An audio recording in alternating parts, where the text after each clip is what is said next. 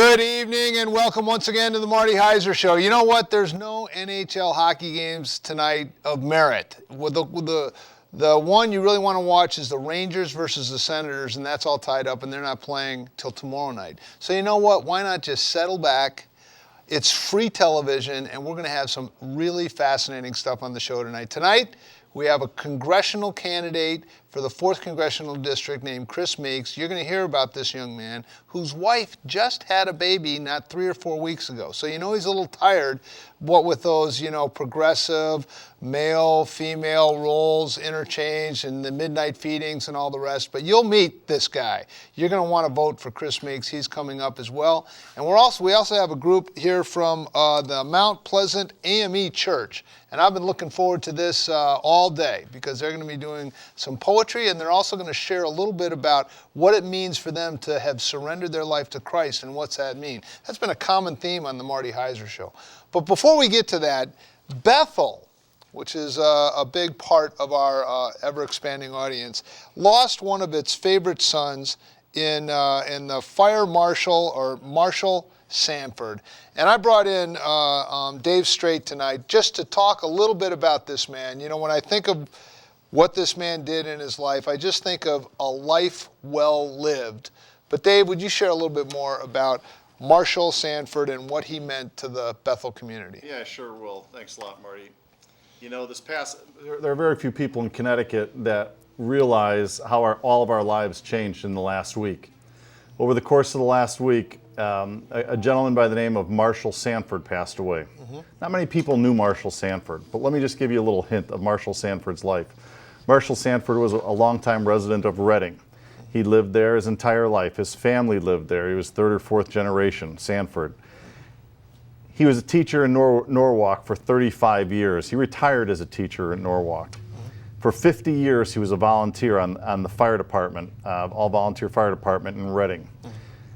If that wasn't enough, he was also he was an EMT in Bethel. And on top of that, every Friday night, this is a guy that when he finally did have some free time, would go to the Danbury Hospital and volunteer to work in the emergency room.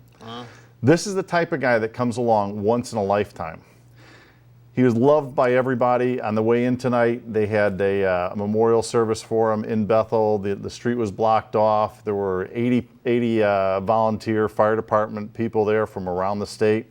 And tomorrow, in the state of Connecticut, all the flags are expected to be flown at half-mast. This was a one-of-a-kind kind of guy. And you think about it, on any given day, you can pick up the paper and read about famous people. And you have to ask yourself, what did they really do for mankind? Did they ever help anyone? This was a guy that died he was answering a call last Sunday and died getting in an ambulance to go try and save people. Wow. This is an amazing person. So tomorrow, when you see those flags flying at half-mast, now you'll know why. Because Marshall Sanford just left a big hole in this state, and it won't be filled very quickly. Wow. Well, our thoughts and prayers go out to his extended family and to a community that really lost just a wonderful man. It seems like I said, a life well lived. And we salute you, and you'll be very, very missed. Terrific. Thanks for sharing that. All right. All right. Now, next up, as you know, it's a political season, and there's congressional races. There's senatorial races. Is it going to be Linda McMahon? Is it going to be Chris Shays? Is it going to be Chris Murphy? That's because Joe Lieberman's seat is up. Not too long ago, Chris Dodd's seat was up. So all of a sudden we've had back-to-back senatorial campaigns. And of course there's going to be a little run for president come this fall. And it looks like it's going to be Mitt Romney, although Ron Paul may still hold out hope. I'm not sure, Dave. But it looks like it's going to be Mitt Romney versus Barack Obama. But in the midst of all that, I'd like to introduce my new guest, Chris Meeks. Thank you so much for joining us. Thank you. Thanks for having me. And we were joking a little bit before the show opened that we Googled you and we got all your deep, dark secrets about spring break back in 1983. But we're not going to bring that up. I appreciate that. We're going to talk about some of the good stuff you've done. The first question I have for you, you seem well educated. You seem well adjusted. What in the world possessed you to want to run for public office? What is motivating you to do this? There are a handful of reasons. You mentioned earlier our newborn son, 4 weeks old. Yeah. So, I Can I- apologize. I was wearing a tie before I came, but I had a feeding going on because of that whole new thing where the mom dad get involved Exactly. and he spit up on me, so I had to take the tie off. So I'm yeah, sorry about that. a little baby puke on the Exactly, tie's got to exactly. go. So Okay. sorry about that. That's all right. But I think really you take a step back, and I was raised by a single mom who worked during the day. She went to college at night, and so she busted her hump to give me the best opportunity she could. And she taught me early on hard work and the American dream. Right. And so I didn't want to be part of the first generation in this nation's history to leave it worse off for our children than it was given to me. And so I've had some success in the private sector, and said I want to take that experience and that success and transfer it over here and give back to my community, give back to my country. Now, you're very altruistic. I mean, I was reading some of the background. I've gotten to know you a little bit. You've spent some time with my wife as well. But what are some spring break? Was it one spring break? Yeah, that was. Those are whole other Wasn't pictures. Columbia with the president or anything. Was it? like that. No. It's not that kind of party. But a couple things that you've been involved with that I think are very timely. One is this thing where you collect socks for the military. Give us a little background about that. Sure. and what you're doing with that. A friend of mine in Stanford is you can never say former Marine, because once you're a Marine, you're always a Marine. Yeah. But he'd given me a copy of a letter from a sergeant in Afghanistan at the time that simply said, we're not living in a base, we're living in our Jeeps and foxholes. We don't have enough water to drink, let alone take a shower.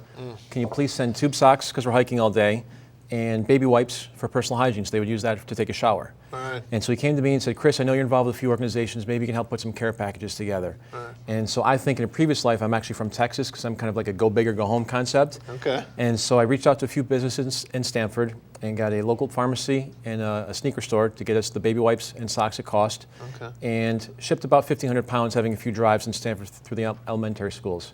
We then were picked up by a radio station out of New York City, which is nationally syndicated in 35 markets, and that literally took us national overnight. And so we've gone from Boston to Miami to Austin, Texas to Hollywood, California, to last week I got a phone call from Omaha, Nebraska. It wasn't from Warren Buffett. And we just got another 8,000 pound donation yesterday. That puts us over 50,000 pounds, 25 tons of personal hygienic items donated, raised, purchased over the last 3.5 years. And so it's just been a great, fun thing to watch. I mean, it originally started out of my garage and has since just exploded to the point where we've got some people focusing on it full time, a storage unit, and we work with an Air National Guard base in New York State to ship the items over there. And so it's just been a fun thing to watch really just explode. Wow, that's pretty interesting. Now also, if you'd like to call in, if you have a question for the candidate, don't hesitate to. We'll put you right on the air. The phone number is 438-2003. It'll be up on the screen as well, so feel free to call in if you have any questions. I want to get to a little bit some of the policy issues that you see that you want to see changed, but I want to talk just briefly about this other organization that it sounded like you started, this helping people with foreclosures. You call it Start Now. Correct. And what brought that about, and talk a little bit about that. So it was during the heart of the financial crisis, and I had 19 plus years in the financial services industry, and a bunch of us went out after work one day and we're talking about some of the things that were going on, and one of the biggest challenges people were facing was that they were losing their home to foreclosure. We knew that, but why? Because when they would dial the 1-800 number for their bank, they couldn't get through to a loan officer. Yeah. And so we just thought, why is it so difficult to sit down across from a table like this and try and renegotiate your terms? Right. And so someone said to me, Chris, that's a great idea. Why don't you try and do that? So went home that day, literally pulled out the yellow pages from Stanford, started calling banks, got passed along the corporate food chain up to different community outreach organizations. Took about 3 or 4 months to organize, had our first event in April of 2009 in Stanford. We had half a dozen banks, 3 national, 3 regional, and 2 state agencies. And that day, 36 families had their loans modified and avoided foreclosure. Not from getting state or federal funding, but simply being able to sit down and talk to somebody face to face. That person from the bank had a wireless laptop. They could access their information live right there. Right. The family would bring in the documents the bank needed, as opposed to sitting into some abyss of a fax machine in Phoenix, Arizona, or someplace like that. And so that's when I realized that this was a solution and that there was a greater need out there. Because at the end of the day, the banks don't want to foreclose. Because the house goes empty, Exactly. it And it's a loses its snowball value. effect. And so if they could, turn the mortgage payer into a renter or renegotiate the mortgage, Just lengthen the terms. it's in their best interest. Absolutely, absolutely. And so from So there, you said there were 35? 36 families that day. 36 that were able to renegotiate. That day. Now, on the was spot. that 36 out of 100, or was this 36 out We of had 36? we've got through all of our events, and we've got 11 through the state of Connecticut. We're at about a 75% success ratio that day. Wow. Well, so the banks are ready to play ball. They are, and they do a great job, because what they'll do is, the event will be and actually we've been here in Danbury, and they'll draw a radius turning the bank, 25 or 50 mile circle outside, Right. and they will send a mailer to their clients saying, we're going to be here this day, please come, and these are the documents we need you to bring. Up on the screen right now is meeksforcongress.com. If someone, undoubtedly they want to vote for you for Congress, but if they also want to have more information about this foreclosure thing, can they go to the website and somehow, get a link or contact or something like that? Or They're two separate things. We don't sort of. so what mix those. would they look for? Startnowct.org. Startnowct.org. Right, and okay. START stands for Start Taking Action and Responsibility Together. Okay. Well, I'm very touched by both those. The Socks for the Soldiers, I think that's very commendable, and also that Start Now, the foreclosure thing. I know people that are underwater on their mortgage. People in Bridgeport, a good friend of mine, and he did everything he could to renegotiate. But like you were saying, he was faxing stuff to some distant office, could never get someone on the line, and could never cut a deal. But you get them in the same room, it looks like it worked. All right, let's talk politics. Do you have any chance at all of unseating Jim Himes in the 4th Congressional District? And if so, how? And also why? And by the way, we're joined as well by Dave Straight, and he always has a lot of questions. You should see his website. It's unbelievable. But I want to ask you that question first. Can you beat Jim Himes? And Absolutely. why do you think you can? And where do you differentiate yourself from Jim? And then Dave has some questions, It's too. funny you asked for the question. When I was first going through the process early on, my wife said to me, do you think you can win the convention, the primary, the general election? And I said yes to all of those. And she said, well, you think highly of yourself, don't you? I said, well, I'm not doing this because I think I'm going to lose. Yeah, okay. And so, no, I can absolutely beat Jim Himes. And why? Because I'm a different kind of candidate. I've got a different kind of background, a different kind of experience. I'm the only person in this race, including Jim Himes, who has a proven track record here in Connecticut. Yeah. You just touched on some of those major points. Yeah. I've been tackling these national issues here at home. I was doing that as a weekend warrior, if you will. I was commuting 3.5 hours a day to New York City. Yeah. And so this was stuff that I was doing either from my laptop or at home on the weekends. And I was answering the call of what our community needed, what our neighbors needed. Yeah. And because of that, it showed me what I could do, what I could do to get people working together towards a common goal, towards a common purpose. And I've got access to different voter pools as opposed to just the Republican faithful. Okay, caller, do you have a question for Chris Meeks? Yes, I do. I'm wondering, you just got done talking about the Soldier Socks and Start Now, which seems to be as if you saw a problem and you solved it. Well, how do you equate that experience and what's needed in Washington, D.C. right now? All right, thanks. Thanks for the call. Well, I think we need people down there who are problem solvers. We need people who have taken whatever their real experience has been and are willing to transfer that over to tackling these issues that we have. And so by taking my 19 plus years in the financial services industry and figuring out how to reach out to banks, how to contact banks, and how to get people staying in their homes, figuring out how to navigate different corporations to get donations for Soldier Socks. I'm on 3 different board of directors in Fairfield County, 2 in Stamford and 1 in Bridgeport. And so there's a local teen center helping kids get into college vocational school, the homeless shelter in Stamford and Greenwich, and career resources in Bridgeport, which helps people re-enter the workforce and Do you get have any trained. hobbies? Like, do you collect stamps or anything, or play golf? Or I'm a this lousy golfer. Relentless solving the world's problems. I mean, what do you do to unwind? Come on your show. There you go. There you go. I do the same thing. It's unbelievable. Dave, what about that? Do you have questions for this incredible candidate? One of my favorite topics is the U.S. military. And everybody thinks that being pro-military means, spending as much money as it takes and just continuing to throw money at the military. And I see our military with, our president with an ad hoc foreign policy that's going around the world, engaging all these countries. And we're currently spending we're spending more on our military than the top 20 militaries in the world. How is that sustainable? What would be your policy? What would be your guiding principles in terms of whether the U.S. military should be deployed and engaged? Well, I think being deployed and engaged is something that should always be on the table. We were talking earlier that we always seem to be right on the edge of going to war. As someone who was in the Trade Center on 9/11, that's something that's very near and dear to me, and I understand that being ready to be called to action. But I also think that we're now at the point where we need to take a look, and do we need 50,000 troops in Germany right now? Probably not. The Cold War is over. Where we need to have strategic deployments, whether it's on land or sea, where places helping people who are our allies, helping support American causes and American interests. And so that's where we need to focus our military issues on. Obviously, we need to be over in near the Strait of Hormuz to keep our eye on Iran. We need to be able to be in the Pacific Ocean, to be someone at the table with India and China as they move forward in the 21st century. And in the Middle East with Israel. And so there's some key places that we need to keep our eye on and make sure that we have a presence there or are really ready to go there at a moment's notice. But we can't have this ad hoc policy and fight a war on 28 different fronts at one time. So I mean, don't we have to shrink our military by say 50%?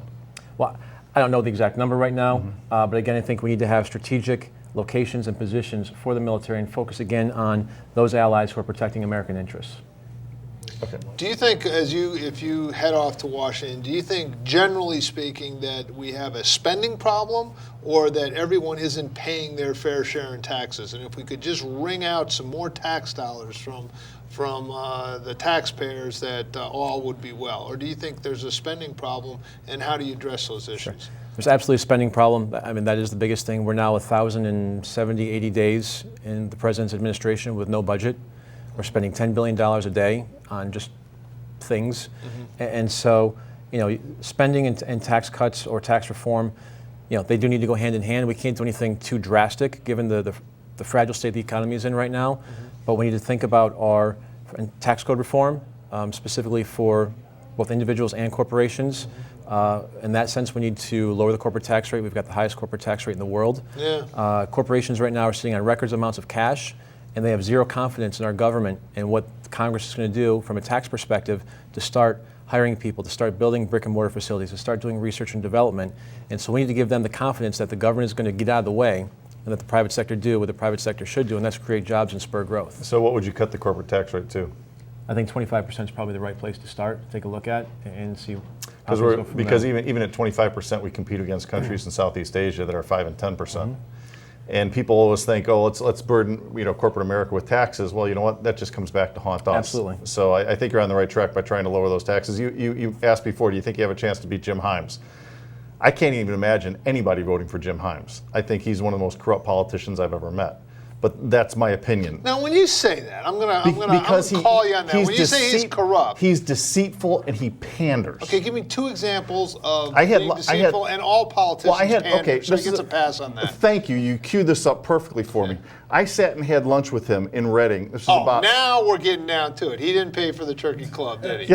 Well, listen, he's very He's not slow to allowed pay to. for anything. Yeah. He looked this audience in the eye. Sorry, this is just between us guys. He looked the audience in the eye and he said, "I am delighted that I supported the Volcker Amendment and in the whole financial campaign, or not campaign reform, the whole financial reform bill." And he said, "This will ensure that another financial crisis never happens again."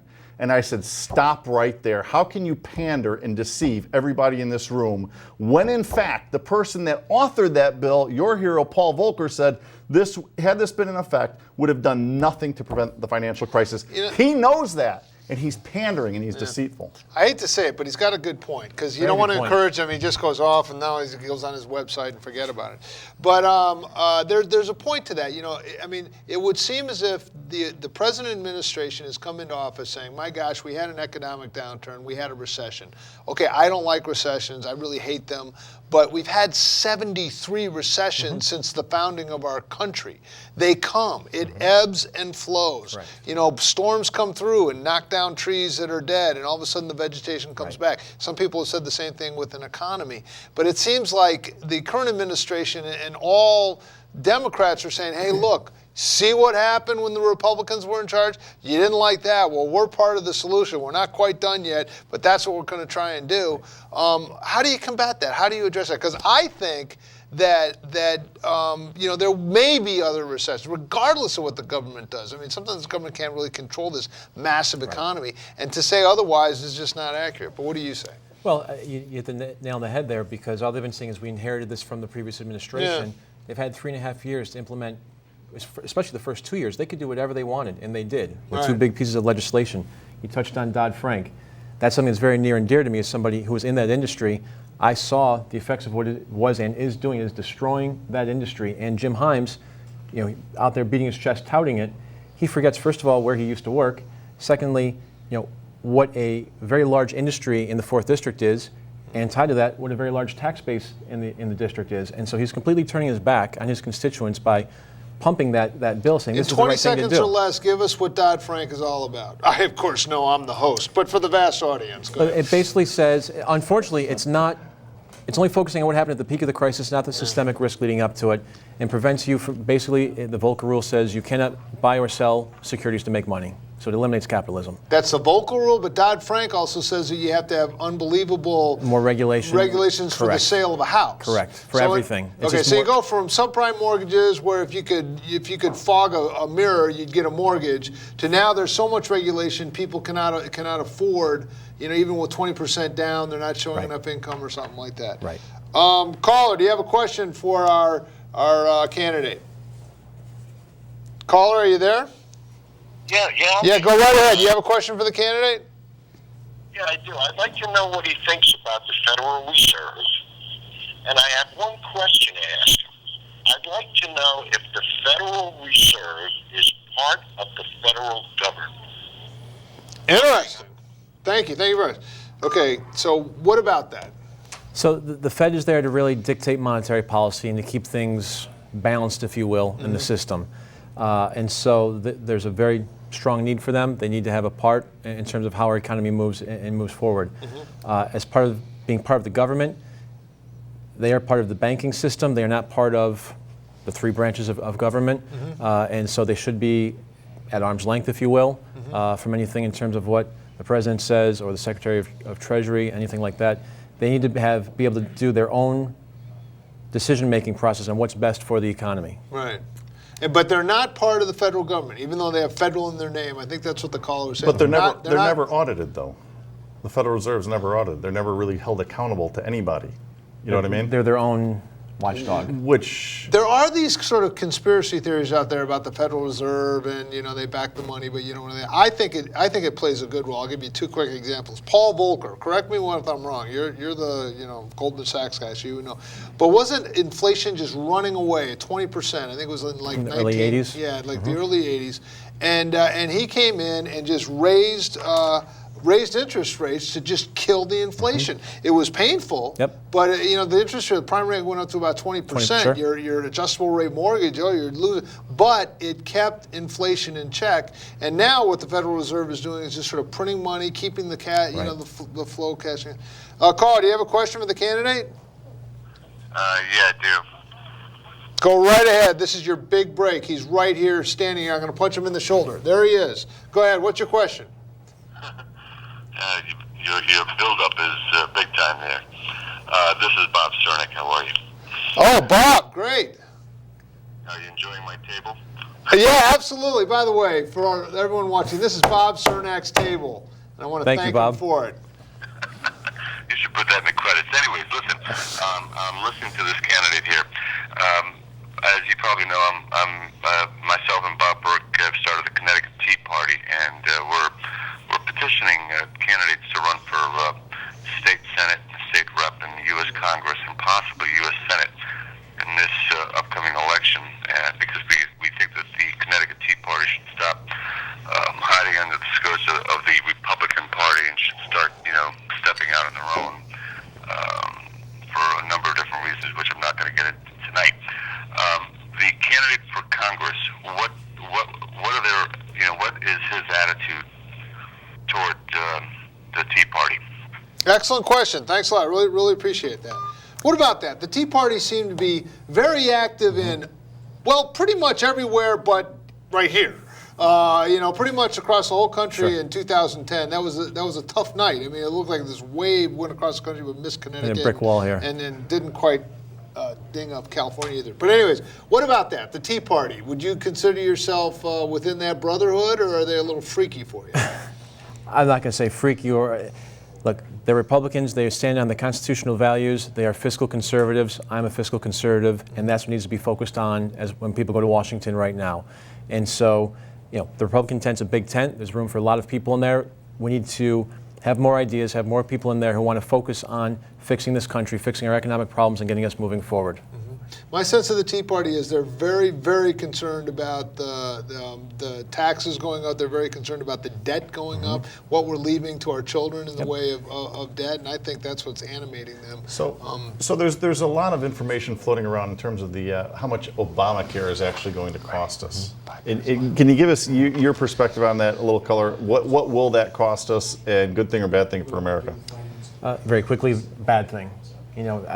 For the reason that I think it's infringing on our constitutional right for freedom of choice. And there's not a one-size-fits-all policy of anything for everybody. And so it originally came out with a $569 billion tax bill. I think the CBO about 2 weeks ago has it now up to $1.76 trillion. And that's before it's even here. So God knows what it's going to be when it starts in February, if it starts in February of next year. And so, it's going to cripple all kinds of businesses, not just the healthcare industry, but it's going to have a massive effect going forward. Just think about that $1.76 trillion tax burden right now before it's even started, let alone what it may actually build to over the first 10 years of that program. And so, Americans cannot afford more tax liabilities and more wasteful spending like that. So if you go, I mean, right now, I think it's always sort of ironic when you think back to the State of the Union address where the president had the Joint Chiefs of Staff and also the Supreme Court right there, and he was sort of browbeating them over, I think it was some campaign finance reform thing where now corporations get to give money, and Rehnquist is sitting there going, no, that's not true, it's not true. And now, not 2 years later, he's at the behest of the Supreme Court for his, primary policy of Obamacare, and we'll see how that all shakes out. But if you're elected, you would be against implementing Obamacare. Absolutely, it's one of the first things that has to be repealed. So one last, we're going to run out of time pretty quick, but let me ask you this: over the course of the last 3 years, pump prices have doubled, and we, the president took the courageous step of blocking the pipeline going across Nebraska. I don't know who's advising him, but probably the stupidest thing I've ever seen a president do in my life. What would give me your 30-second soundbite on what can we do to create greater energy independence, preserve the environment, and very quickly. First, the Department of Interior, they sell leasing rights for offshore drilling.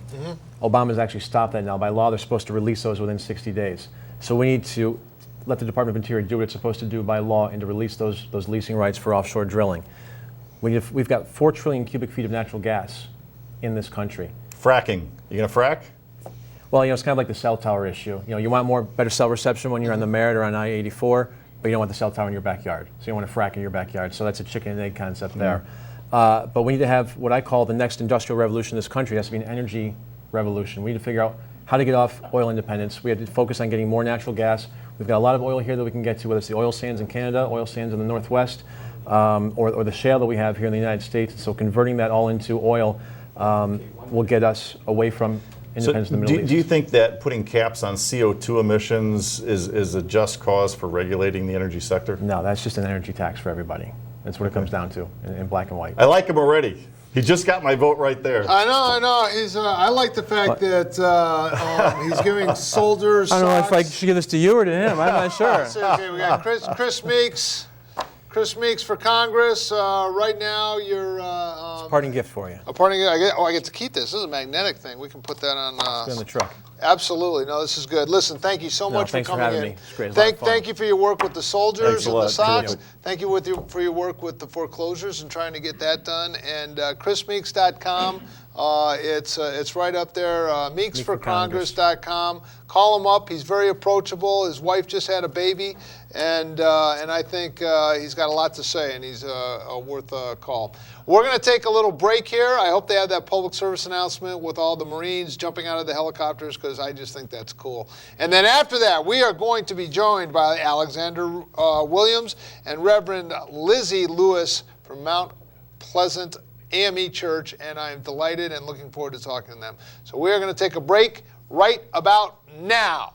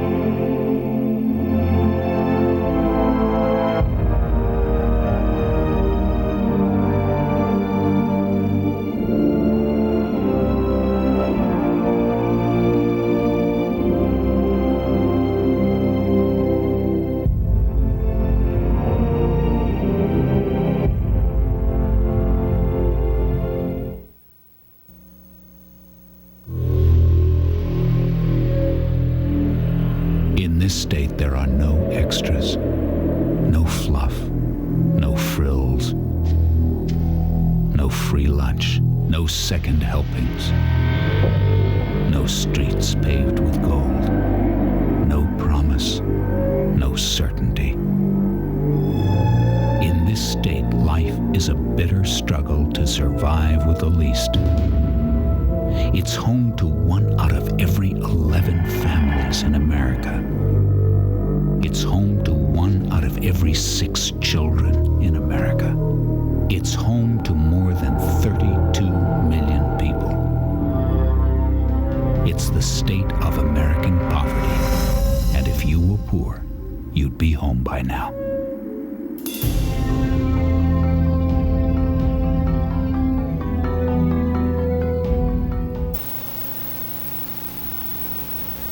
Why is it you two have so much trouble communicating? I don't like the way he talks to me. He doesn't have to use that kind of language. All I said was that you had a big osteo fight. Oh, okay. Well, what about the secrets you kept from me? Oh, so I didn't tell you about my drug allergies. Big deal. That could have been nasty. Ooh. Okay. So how come I always have to go to your place? I'd be happy to come to you, Judith. I can't fit the X-ray machine in my car.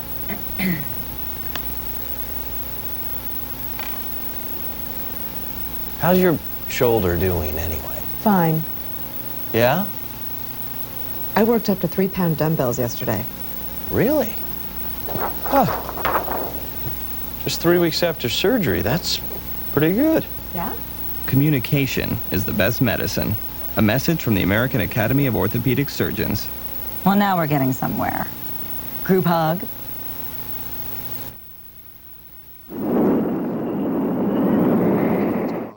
Good evening and welcome back to the Marty Heiser Show. You know, in this show, you get a little bit of everything. We can go from one end to the other, and I'm just going to be honest with you. I'm just going to break it down with you right here, right now. All this political stuff, it's kind of interesting and it's important, but what my next two guests want to talk about is what really life is all about. This is really the issue because, frankly, whether it's a Republican or a Democrat in the White House, or whether it's your guy or the other guy, it doesn't really get to the issue that is within your heart.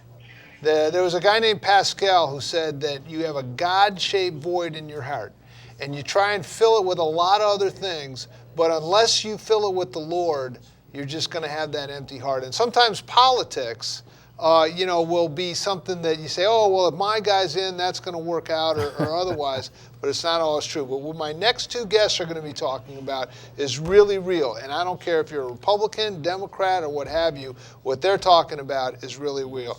And with that, I want to introduce you to my best new friend in the world, Reverend Lizzie Lewis. Hello. And you're here from Mount Pleasant AME Church. Well, I'm here with Mount Pleasant AME Church. I'm going to be the MC. You're going to be the MC for the Spoken Word program. And when is the Spoken Word event? It's going to be tomorrow. Yeah. At 6 p.m. at Mount Pleasant AME Church. Can they just Google that, or do you have the website, or what's the website? Just need to come. Just need to come. That's it. Okay. Now, this is kind of like one of those fly-by-night churches that really hasn't been around for a while. We're not sure it's going to last. And you're celebrating your 123rd anniversary? That is correct. That is unbelievable. That is quite a testimony.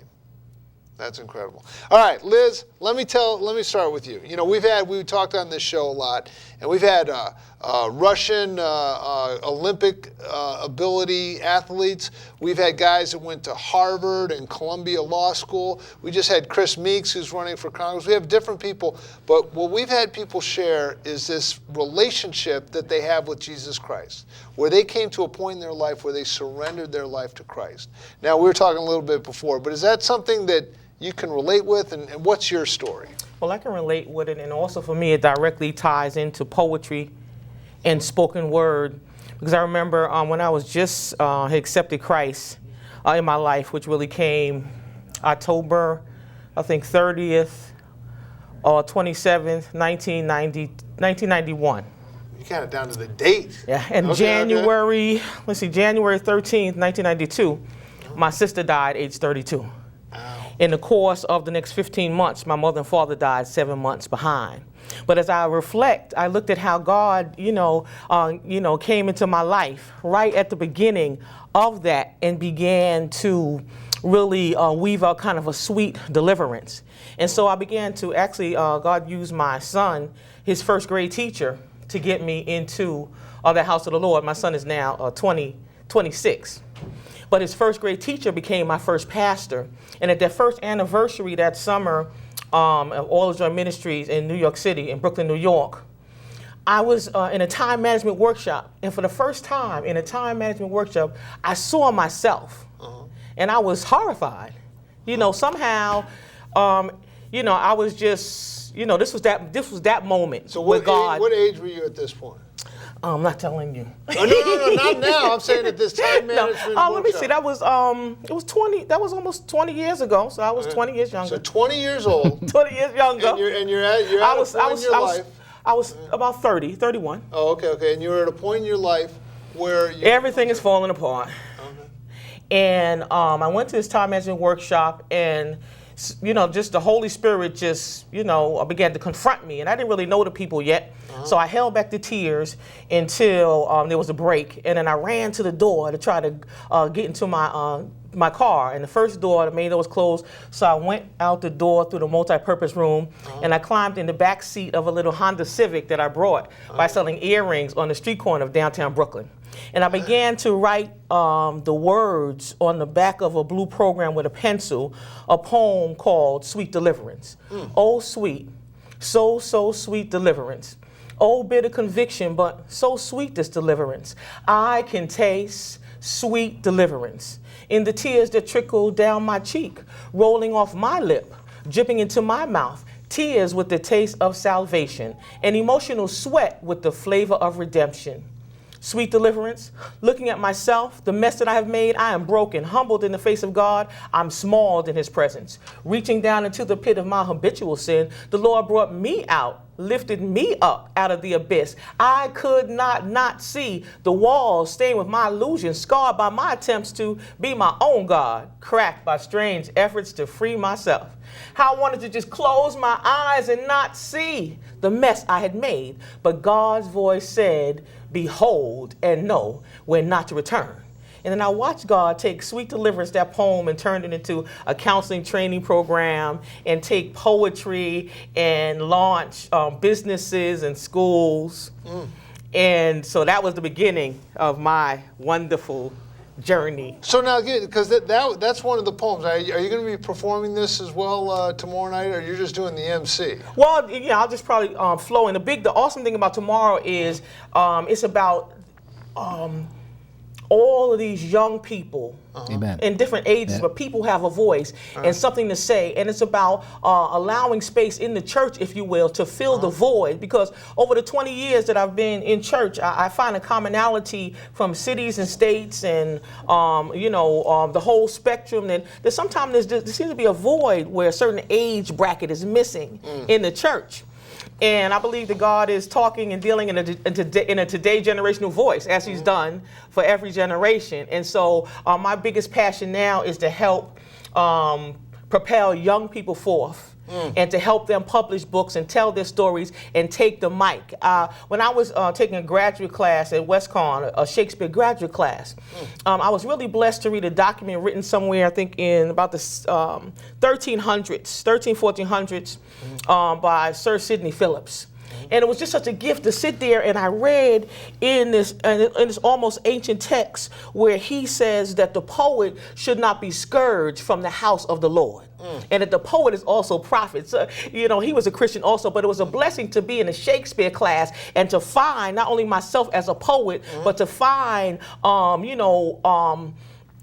mirror back to how poetry belongs in the house of the Lord. And young people need to have an opportunity to bring that gift into the house so that gift can be sanctified and become a ministry. Now let me go back to Sweet Deliverance, because you had already made this decision to become a Christian, to follow Christ, but there was a time in your life where there were just issues, and it led you to the back seat of your car and writing this out. Share, if you would, a little bit. What was going on in your life right then? What were you struggling with, and where did that sweet deliverance come from? I was struggling with the streets. The streets, I could still hear them calling, and I could no longer ignore the moaning and the crying that I once knew as life before. How often I saw them dying. They perished for not knowing the truth they hadn't heard, that God offers power to send demons to flight, to command breakthroughs, and yes, for souls to unite. Christ offered the power to now set me free. I opened my eyes and confessed him. In my heart, I was real. So I wanted him to enter in, and he entered in, and I found rest. So it was the streets. It was just the whole, just all of the streets. The poem that she had the appropriate time, the Ascension, kind of chronicles that entire journey of how we get to see with this poem I have called The Word, that how God is there. Because sometimes I think, you watch these evangelists on TV or something like that, and the idea seems to be that, hey, I'm just going to give my heart to Jesus, and then everything's going to be fine, and it's going to be just clear sailing from here on out. But what you're saying, and you're beautifully expressing it through your poetry, is that's not always the case. Right. God's got to take you through some stuff. Amen. You look in the Bible, and it's not all smooth sailing. Alexander, thank you for joining too. What's your story? How did you come about this, and what's your story as far as coming to a point of surrendering your life to God? Now you can see what we're talking about. I'm highly blessed and favored today to be where I am today, because I didn't know I was going to make it. I've had struggles throughout my life. I had a speech impediment where I couldn't even talk, and kids used to laugh at me in school, and it was hard to accomplish things. And throughout my life, there's always been ups and downs. But you know something? Knowing that I have Christ on my side, who picks me up when I'm down, to know that He is the center of my joy and my salvation, and gives me strength every single day to do better than I've done before. And we're just so happy and elated to be able to celebrate 123 years of worshiping and letting God control our lives and let us have a purpose in our lives. Whereas before we were lost and we didn't have a purpose. We didn't know where we were going. We were lost in the wilderness. So I'm so glad that we're able to do that. And at the Mount Pleasant AME Zion Church, which was founded in 1889, and my mother and father and ancestors and loved ones were born and raised in that church. And today, I'm the minister of music and also the chairman of the trustee board, and just feel empowered today to give God the glory and the praise. 123 years. 123 years. Praise God. So we thank you for allowing us to come on your program today to talk about how God's been in our lives and the major work that He's doing on the corner of Round Street in Danbury. Yeah, well, that's great. Well, listen, this program, and everyone's invited to come, right? Absolutely. They got to pay at the door. You don't need have to pay to get the door. You got to know someone. You don't even have to put a suit on if you don't want. You don't even have to pay. You just come as you are, and it's going to be tomorrow night. If that's going to be Friday night, April 20th. Doors open at 6 p.m. and they go. That's correct. Now I got a question for you. Because when you see sometimes in the urban community, the young people, I worked with a program called Young Life. It's a high school Christian group down in Bridgeport and South Norwalk, and I see the expression that comes through hip hop music and some of the lyrics, and they're just expressing what's going on. Right. They're keeping it real up in here. They're expressing, like there's one of the starting artists in hip-hop will talk about New York. Said, New York, big city of dreams, but everything in New York ain't always what it seems. You might get fooled if you come from out of town. But look at me busting it like that. But the idea is that they're expressing their feelings. Tupac Shakur, some people thought he didn't, but he was expressing, I ain't mad at you. Talking about like, hey, people always think I'm mad. I ain't mad at you. Talking about, real stuff that they're going through. It's, to me, first of all, with all that, I thought that Jesus was the answer. I don't care if you got a house in the suburbs with a fine lawn. I think you need Jesus just as bad as anyone. And I don't care if you're dealing with alcohol, drug addiction, or if you're in an impoverished area. Jesus is the answer. Absolutely. And but what about that? What are you seeing in the young people and how they're expressing themselves through the spoken word, through what I would call like performance poetry, deaf poetry jam, something like that? Well, I agree especially with you. I also think about the scriptures in many versions of the King James Bible. I mean, the Psalms were written to go be recited alongside music. Yeah. So the Bible is filled with spoken word, if you will. I think that spoken word is another name for Jesus Christ. I mean, God. I mean, that's his nickname. That's what God nicknamed his son, the Word. In the beginning was the Word, and the Word was with God, and it's all about the Word came and dwelt among us. Right, and so now, and I agree also that hip hop, if you will, is the music that kind of goes along with spoken words. So you get Christian hip hop and spoken words, you'll combine them together. Yeah. But I think it's important, it's an opportunity to build community. It's a chance for adults, if you will, to, in a safe environment, to hear what young people have to say. Yeah. And for young people to hear what the generation just before them have to say. And so spoken word now, and the church, whether we call it the pulpit and the congregation, whether we call it the teacher at the front of the room in the classroom here, or whether we call it the stage and a coffee house, this becomes classroom. Right. And an opportunity now, not only to, it's an opportunity to, spoken word is, has the power to advance literacy and to help people unearth unresolved issues. And at the same time, for me, it has its opportunity to roll out this entrepreneurial aspect where now I want to challenge and offer young people opportunity to now publish their works. And getting ready to partner with an organization in Massachusetts called Books of Hope and bringing them in for a spoken word event in May, and getting ready to launch a program called Books of Hope. And getting ready, my organization, Urban Scholars, getting ready to launch a Books of Hope. We help young people ages 13 through 24 publish books. Wow. And in the process of publishing books, we're teaching them advancing their literacy skills. And my ulterior motive is to get them to go back to school, no matter what. So I'm an agent. I believe in academia. Yeah. And so I'm interested in just trying to flood colleges and universities and training programs. Yeah. And also, I think on that experience about urban community, spoken word, and the streets kind of lead me into how I would tell my story. I wrote my poem called Ascension, which now became the title of my first novel, a creative a nonfiction memoir that I wrote doing a second degree, master's degree at WestConn. Okay. And how many master's degrees you got? 2. Dang, all right. Well, what do you say? I'm saying, well, all right, that's impressive. And so I think the poem Ascension communicates exactly what you said about how spoken word is used to communicate our experience. I'm from New York. Our experience of the urban community, but God as the anchor in it. So you know that hip hop song I was just saying, right? Maybe something. I know the flow. I know the I'm swag. not asking you to say it, but that gets real. I mean, that gets real. New York, big city of dreams, and and what they were going through. All right, give us Ascension, if you wouldn't mind. Okay. Dancing in the shadow of a brand new dawn, I celebrate survival, transformation, and the human spirit. From the death throes of street corners to the peace of my own living room. From the crack house to the house of a living God. I used to be dwelling in the place. Now I'm a dwelling place. Glory be to God. From being beat down to being loved, from the last to the first. Out of my death came a brand new birth. With songs, dance, music, and praise I sing. Drinking wine out of a brand new vessel. See, I told it on the mountain through the fire next time. Amen. Wrote my way through insanity. Hanging out with Mr. Rhythm and Mama Rhyme, I learned to experience respite on the front line.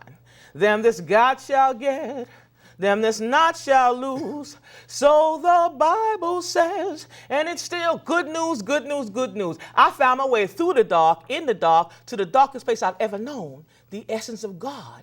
And darkness enclosed a living God. Yo, homies, check this. It's butter, it's butter, it's butter. It's smooth. It's better to be saved, hip-hopping with the Lord. For God is a spirit, and they that worship him must worship him in spirit and in truth. The truth is, you can't figure me out. I'm still alive, no doubt. The smoke is clear, smoke of addiction, abuse, loneliness, and despair.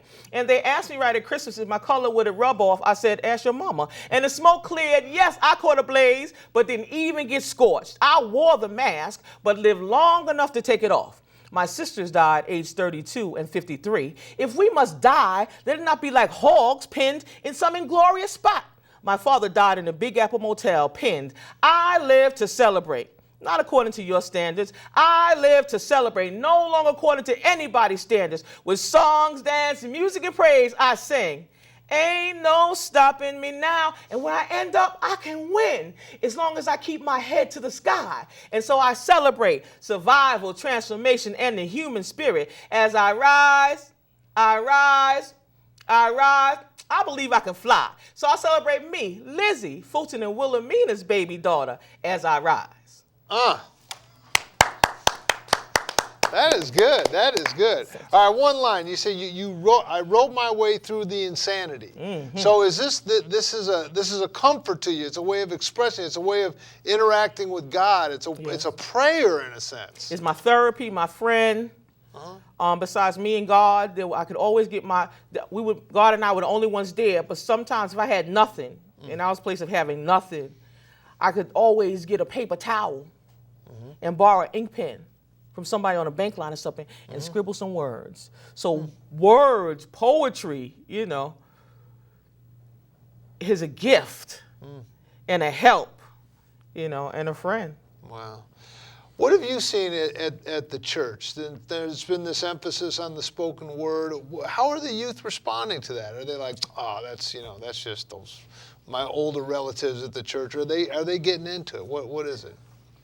Well, today we're trying to learn about the young people more and what they like to do, what they dislike to do, and we're not just going to hand them things that they're not interested in. Yeah. They have a lot of talent today. There's a guy who started this ministry, Young Life. He said it's a sin to bore a kid with the gospel, and that they don't care how much you know until they know how much you care. And you got to earn the right to be heard, that kind of thing. But go ahead. So you're not just going to say, hey, we're going to do this now. No, this was it's expression that young people want to present. They want to give their testimony by spoken word and by relating their experiences. And as you said, what is your testimony? Well, sometimes the best way to tell your testimony is through a poem. Or through something that you lived through. And so this is what we're doing, something different, and we're just trying to encourage young people to be more stronger in God. Now tomorrow, if people come out to the service or performance, what are they going to see? What are the ages and how many young people are going to be? That's a good question. We're going to have. What's it going to be? We're going to have young people in junior high school, college, young adults. Come your own way. Some people may be inspired just by being in the audience and want to do something. Okay, so it's like an open mic almost. Yes. So I could get up there and bust some Tupac on you and clear the church. No, I'm kidding. Well, there's no profanity, of course. Okay, no profanity. But but you have some people within the youth program that are, I would assume, are ready to go and they have poems prepared. And what has their experience been through this? Well, I think this is actually a pilot in the launch, and the first time they've had an opportunity to share their poetic gifts in their church home. Wow. Yes. Because you see on some of the cable, BET, some of the other things, they actually have programs that are dedicated to this art form. Now, it's actually getting some play. Now, like you say, no profanity. This isn't necessarily Christian poems that are coming out, but it does seem like it's a new venue, a new form of expression. Yeah, when I sponsor or promote a spoken word event, for me as a teacher. Yeah, where do you teach? Give me a little bit about you. Like where are you at now? Where are you teaching? What are you doing? Well, I've taught in academia for about the last 30 years in City University of New York. Since I've been in Connecticut, I've taught at Norwalk Community College, Post University, WestConn, and Naugatuck. The college in Danbury, I'm still with them. Okay. And my specialty is English, but I've taught some other subjects as well.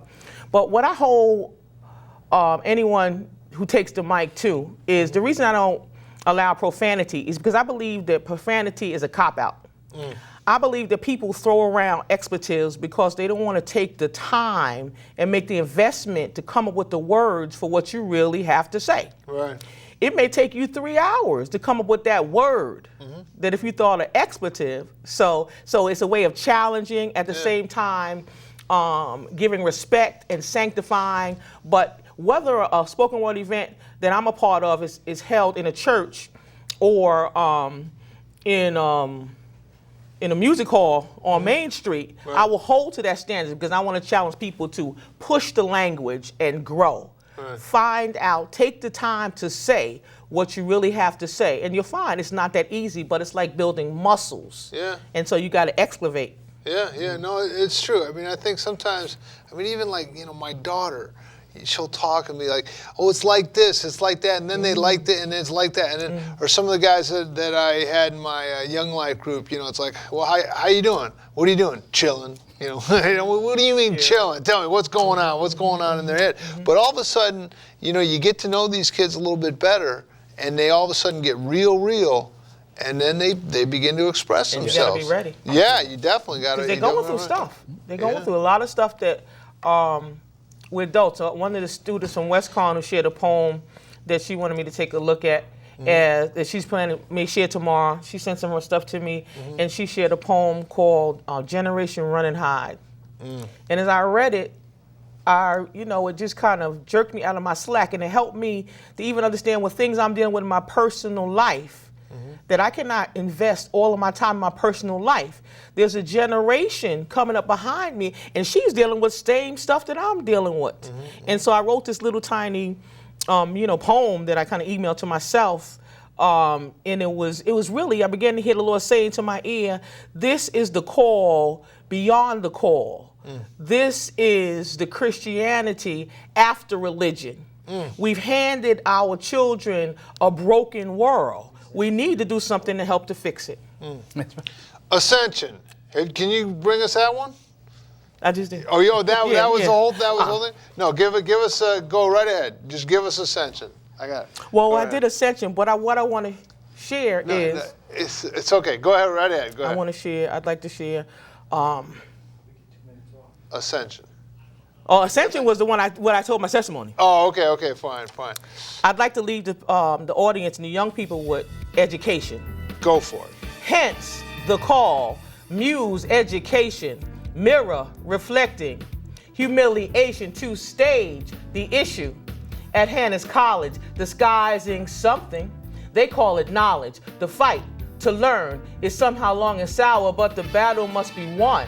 This is the hour to arms, books, pens, papers, be a scholar, though the process at times brings forth a holler, just bend, don't break, be like the willow, sway. Knowledge must be gained a little each day. Thank you so much. We really appreciate it. Thanks for coming in, and we'll definitely be at that show. Thanks.